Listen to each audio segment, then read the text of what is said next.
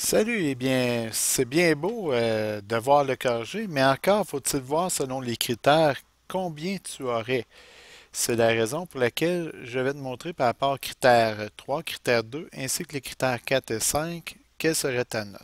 Premièrement, si tu as calculé la diminution de la tablette de Jasmin à l'aide de la fonction exponentielle pour un temps x égale à 0, eh bien, tu as ici une application appropriée, donc une stratégie appropriée. C'est du critère 3. Ensuite de ça, si tu penses aller chercher le temps écoulé pour atteindre le 287,90 $ à l'aide de la fonction exponentielle, eh bien encore là, tu as une stratégie qui est dite appropriée. Ton raisonnement est parfait. Excellent. Tu penses à utiliser une fonction exponentielle afin de calculer la valeur de la tablette à Devon après 6 mois, eh bien là aussi, c'est une stratégie qui est dite appropriée.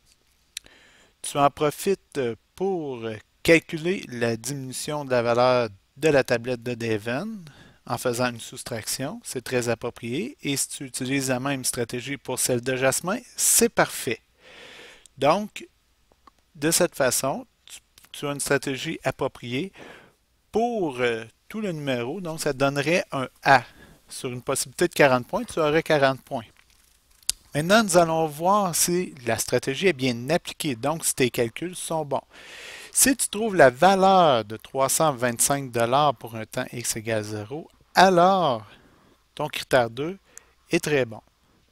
De la même façon, en soustrayant la valeur initiale moins le 287,90 $, si tu trouves 37 et 10 sous, alors pour ton critère 2, c'est excellent.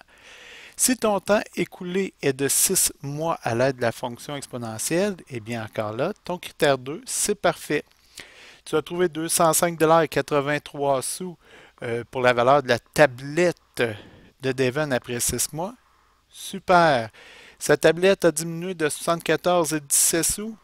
Parfait. Donc, en ayant toutes ces bonnes réponses, tu peux dire que ton application est parfaite. Tu aurais A pour le critère 2, c'est-à-dire un autre 40 points. Pour les critères 4-5, eh bien, c'est d'avoir une démarche claire structurée ainsi que de bonnes justifications pour les résultats. Tu as écrit ton titre pour la diminution de la valeur ainsi que pour le temps écoulé. Eh bien, ça, c'est du critère 4. Tu as fait la même affaire pour la valeur de la tablette et pour la diminution de la valeur de la tablette à Devon. C'est tout du critère 4. Donc, très belle démarche. Ensuite de ça, tu as les bonnes unités, c'est-à-dire les dollars pour la valeur en dollars. Tu as pensé à bien utiliser ta fonction exponentielle et si les nombres n'arrivaient pas juste, tu as mis le signe d'approximation. C'est du langage mathématique, c'est le critère 4.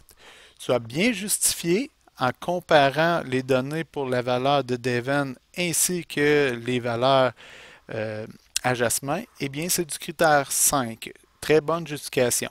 Je te remercie beaucoup et bonne continuité.